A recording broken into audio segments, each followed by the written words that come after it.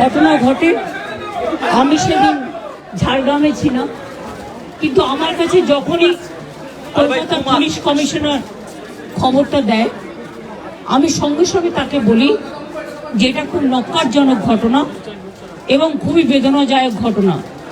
যেই জড়িত থাক তাকে ইমিডিয়েট শাস্তি দিতে হবে এবং আমরা চাই এই কেসটা ফাস্ট ট্র্যাক কোর্টে হোক। ফাস্ট ট্র্যাক কোর্টে হলে জুডিশিয়াল প্রসেসটা তাড়াতাড়ি হবে এবং তাতে আমরা ফাঁসির দাবি জানাবো। কারণ কিছু মনে রাখবেন, কিছু লোক এখনো সামাজিক অবক্ষয়ের মধ্যে আছেন, সামাজিক মূল্যবোধটাকে ভুলে গেছেন। মেয়েদের গায়ে হাত দেওয়া যে কত বড় অপরাধ এবং তার সাথে যে অত্যাচার করেছে বা তাকে যেভাবে খুন করেছে, আমি আশ্চর্য হয়ে যাচ্ছি। ওখানে নার্সরা ছিলেন, ওখানে ওদের সিকিউরিটি ছিলেন, সবাই ছিল, কিন্তু কি করে ঘটনা ঘটলো এটা এখনো আমি ঠিক বুঝতে পারছি না। পুলিশকে আমি বলেছি,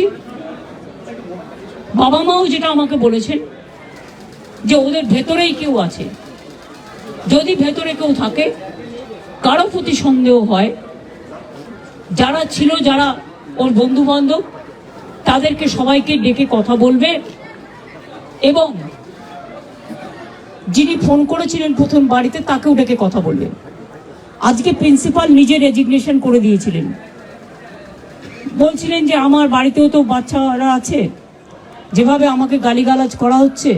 তা আমরা তাকে বুঝিয়ে বলেছি, ঠিক আছে আপনাকে ওখানে কাজ করতে হবে না, আমরা ওনাকে সরিয়েছি অন্য জায়গায়। আমরা ওখানে MSVPকেও সরিয়ে দিয়েছি ডিউ টু নেগলিজেন্স।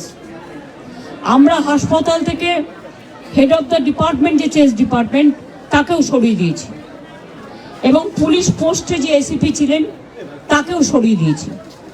সবাইকেই সরানো হয়েছে এবং ডগ স্কোয়াড থেকে শুরু করে, ভিডিও থেকে শুরু করে, ফরেন্সিক ডিপার্টমেন্ট থেকে শুরু করে সবাইকেই ইনভলভ করা হয়েছে যাতে খুনি গ্রেপ্তার হয় এবং দোষীরা শাস্তি পায়। এবং আমি চাই পুলিশ যত তাড়াতাড়ি সম্ভব দোষীদের গ্রেপ্তার করবে। আর রবিবার পর্যন্ত যদি তারা কুল কিনারা করতে না পারেন, কারণ ভেতরেও তো অনেকে আছে, তাহলে এই কেসটা আমরা আমাদের হাতে রাখবো না, আমরা CBI-কে দিয়ে দেবো। তার কারণ হচ্ছে আমার এতে কোনো পাওয়ার লেনা দেনা কিছু নেই, আমি প্রথম দিন থেকেই বলছি। কিন্তু ওদের সাকসেস রেট খুব কম। তাপসী মালিককে যখন খুন করে হত্যা করা হয়, ধর্ষণ করে, আজ পর্যন্ত বিচার হয়নি। সিঙ্গুরে এটা হয়েছিল, নন্দীগ্রামে যখন 14 জন গুলিতে মারা যায় বা 10 জন হারিয়ে যায়, আজও তারা ফিরে আসেনি। এই কেসগুলো সব CBI-এর হাতে ছিল, রিজার্ভের কেসও ছিল, একটা কেসেরও বিচার হয়নি। এমনকি রবীন্দ্রনাথ ঠাকুরের নোবেল প্রাইজ চুরি হয়েছিল, সেই কেসটাও ছিল, মানুষ কোনো বিচার পায়নি।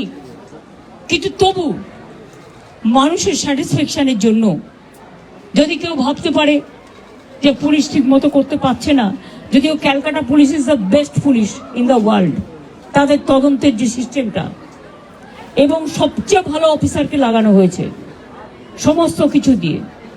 আমরা রোববার পর্যন্ত সবাইকে ডাকবো, আমাদের পুলিশ ডাকবে, এটা বিনীত বলবে, আমি বিনীতকে বলতে আহ্বান জানাচ্ছি।